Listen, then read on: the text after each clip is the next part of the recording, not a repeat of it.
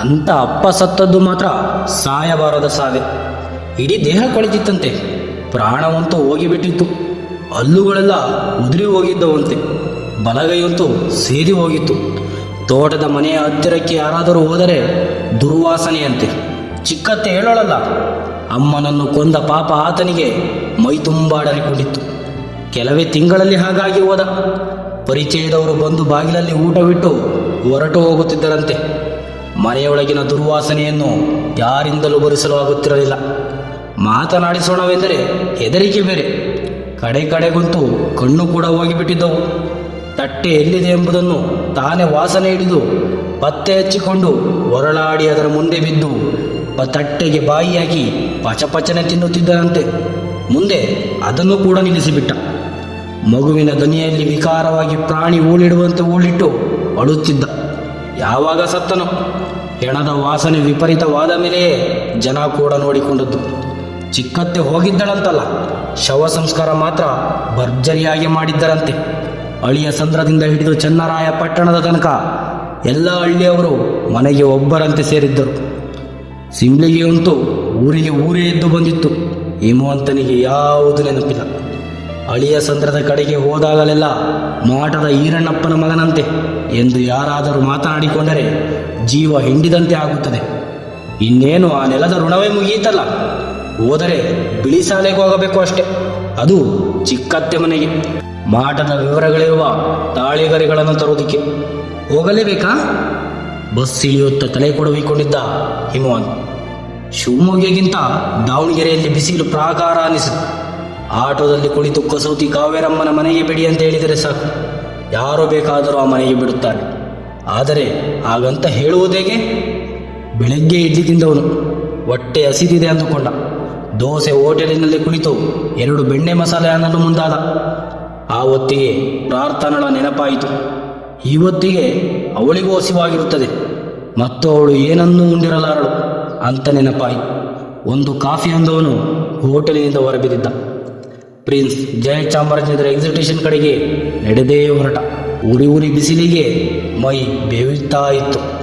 ಇದು ಕಾವೇರಿ ಕೈಯಲ್ಲಾಗಬಲ್ಲಂತಹ ಕೆಲಸನ ಯೋಚಿಸಿದ್ದ. ಅದಕ್ಕಿಂತ ಮಿಗಿಲಾಗಿ ಈ ಕೆಲಸವನ್ನು ಕಾವೇರಿ ಕೈಯಿಂದ ಮಾಡಿಸುವುದು ಸರಿನಾ? ಪದೇ ಯೋಚಿಸಿದ. ಬೇರೆ ದಾರಿಯೇ ಕಾಣಲಿಲ್ಲ. ಪ್ರಾರ್ಥನಾ ಡಾಕ್ಟರ್ ಆಗಲೇಬೇಕು. ಇಲ್ಲದಿದ್ದರೆ 2ನೇ ಬಾರಿಗೆ ಕಾವೇರಿಯ ಮನೆಯ ಹೊಸ್ತಿಲು ತುಳಿಯುವ ಪಾಪಕ್ಕೆ ಆತ ಎಂದೂ ಸಿದ್ಧನಾಗುತ್ತಿರಲಿಲ್ಲ. ಅವಳ ಅಸ್ತಿತ್ವವೇ ತಮಗೊಂದು ಅಸಹ್ಯ.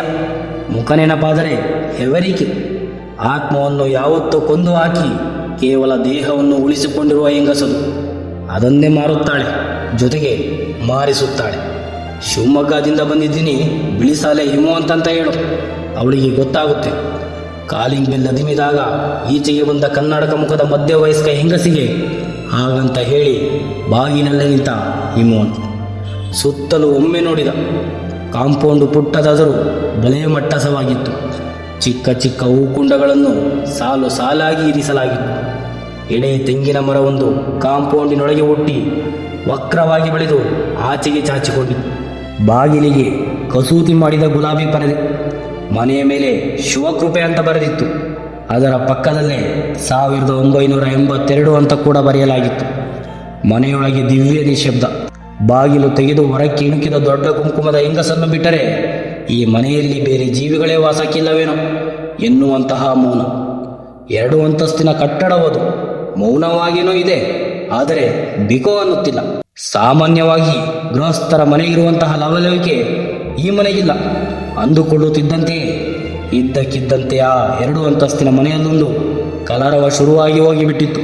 ಬಾಗ್ಲಲ್ಲೇ ನಿಲ್ಲಿಸಿದೆಯಲ್ಲೇ ಮೂದೇವಿ, ಗದರಿಸುತ್ತಲೇ ದಡದಡನೆ ಮೆಟ್ಟಿಳಿದು ಬಂದವಳು ಕಾವೇರಿ.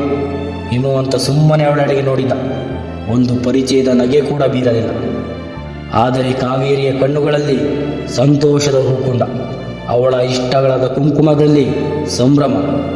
ಕೈಯಲ್ಲಿ ಕಸೂತಿ ಸಾಮಗ್ರಿಗಳನ್ನು ಹಿಡಿದುಕೊಂಡೇ ಮೆಟ್ಟಿಲಿದು ಬಂದವಳು ಇನ್ನಿಲ್ಲದ ಅಕ್ಕರೆ, ಗೌರವ ಮತ್ತು ಯಾವುದೋ ಅವ್ಯಕ್ತ ಭಯದಿಂದಲೇ ಒಳಮನೆಯೊಳಕ್ಕೆ ಕರೆದೊಯ್ದಿದ್ದಳು.